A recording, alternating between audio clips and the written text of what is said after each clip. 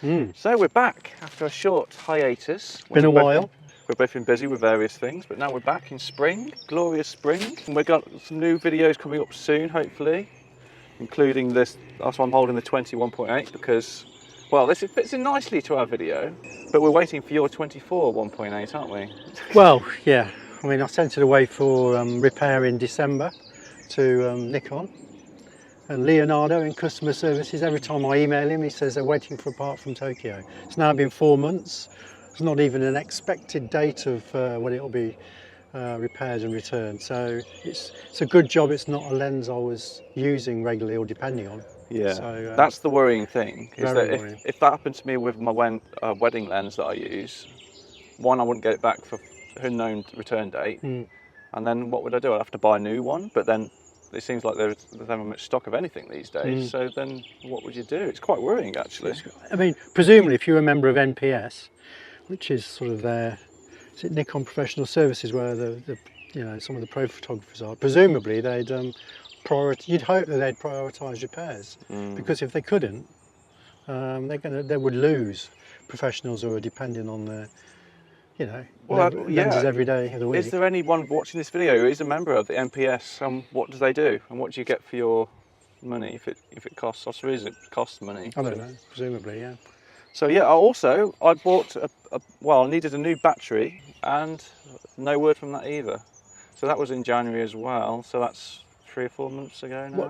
What sort of battery is it then that you can't get in several months? Just standard. Yeah. Because you bought a refurbed Z6. Yeah. With a battery. But the battery was faulty when I got it, and the WEC said, perfectly understandable. Yeah, we'll replace it. We'll give you a brand new one. I said, great. And they just can't get it. They can't get it.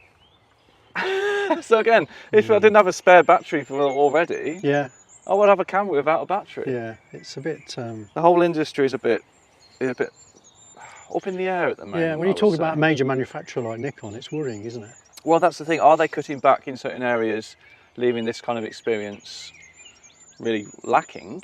You know, or is it it's just the current world situation of COVID and Brexit? Is it the same with Canon and Sony and all the rest of it, or are Nikon sort of a bit out on a limb with this? They are the smallest company, aren't they? We have to remember. But yeah, it's a quite worrying situation in that regard. And that brings me on to the other situation with the price increases. You've got another situation? The other situation with the price increases. So from April, which we're in now, the prices went up 20 or 25% on all the lenses and all the gear. Crikey. So I went on my winter spending spree of all my lenses. I'm so glad I did that then. So how much is your 105 1.4 now? It's a good example. So I bought baby. Yeah. So it was £1,600 brand new. When you bought it? But I got it for £1,200 as new. Yeah. Right. Now, if you look on this website, it's over £2,000. Wow. Which is a 25% increase. So at least. I think it's £2,099. Yeah. So that's nearly £2,100. 500 quid extra. For the old lens like that. That's incredible. And the 200 to 500, which I bought in December or January, I can't remember when it was. I bought that brand new for £1,200, brand new from Nikon or WEX. Yeah. And now that is, I think that was £1,400 or £1,500. Right. And again, I wouldn't have bought that. If it's £1,500, well, I wouldn't have bought it. It's a good job Father Christmas bought you all your toys when he did then, really, isn't it? Well, this is the situation.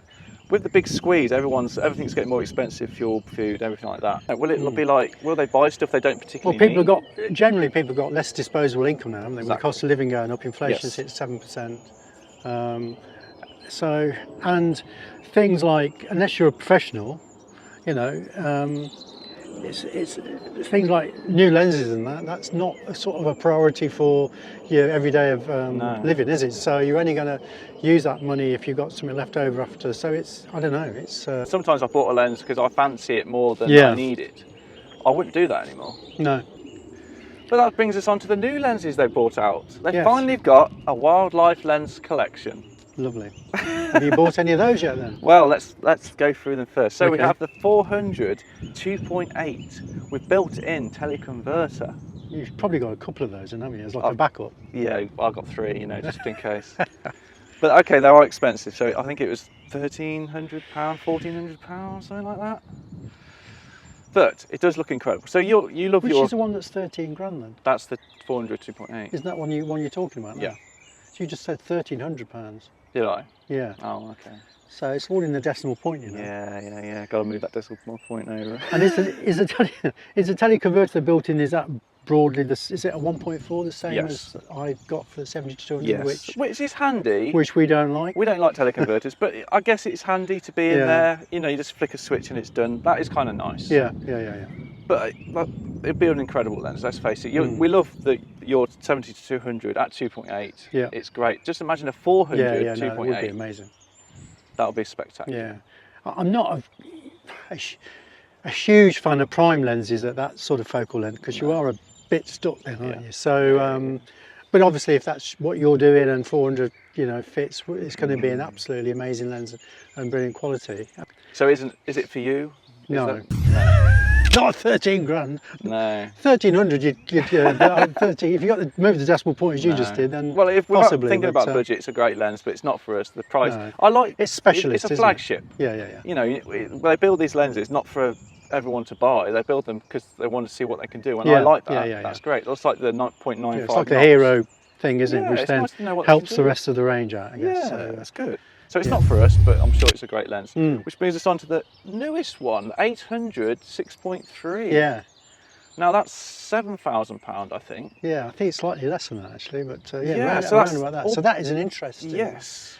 So that lens, 800 millimetre. Yeah. I mean, I love my 200 to 500. Most of the time I shoot at 500. But 800. Yeah. 6.3.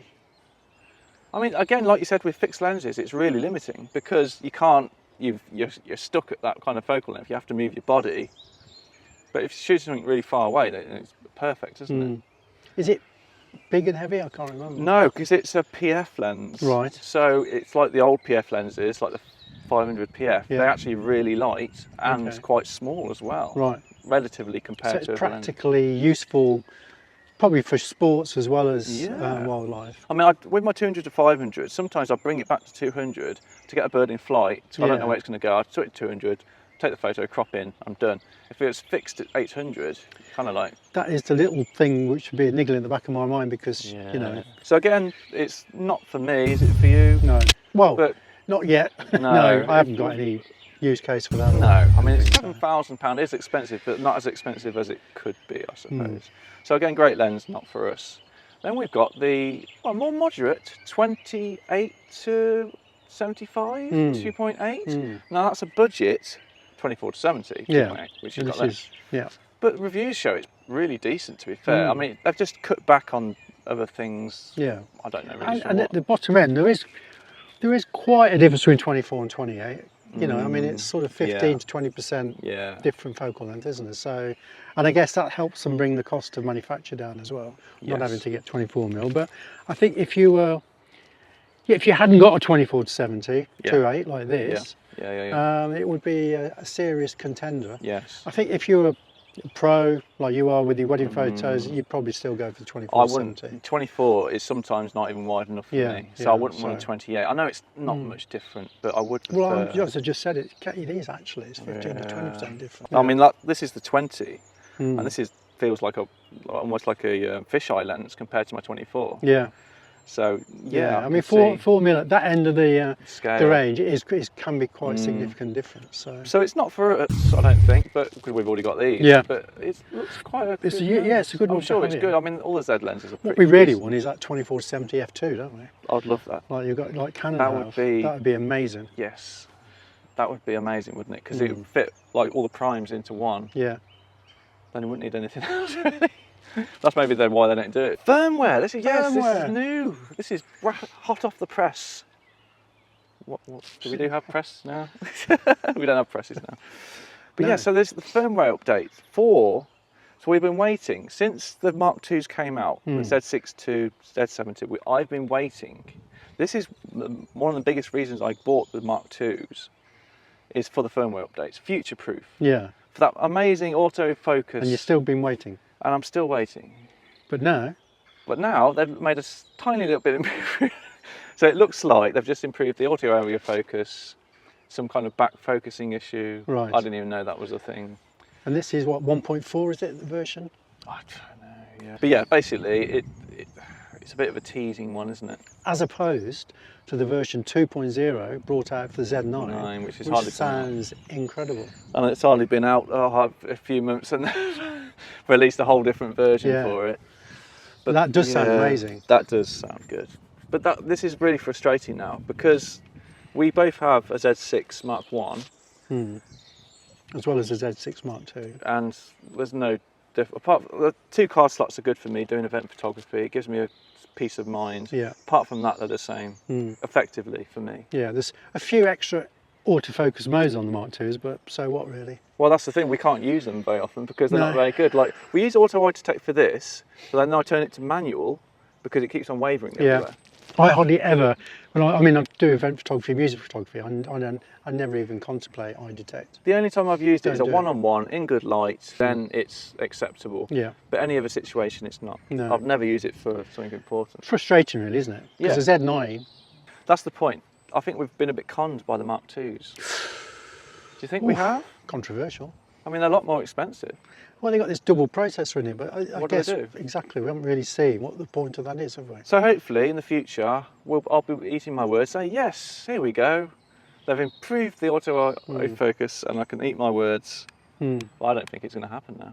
So, yeah, we'll have videos coming soon, hopefully, with all these new things and keep up to date with this. But yeah, if you have any thoughts about what we've said today, we're welcome for open constructive criticism. So what, sorry? Open constructive criticism. That's easy for you to say, yeah. But yes, okay, right, that's good. Thank you.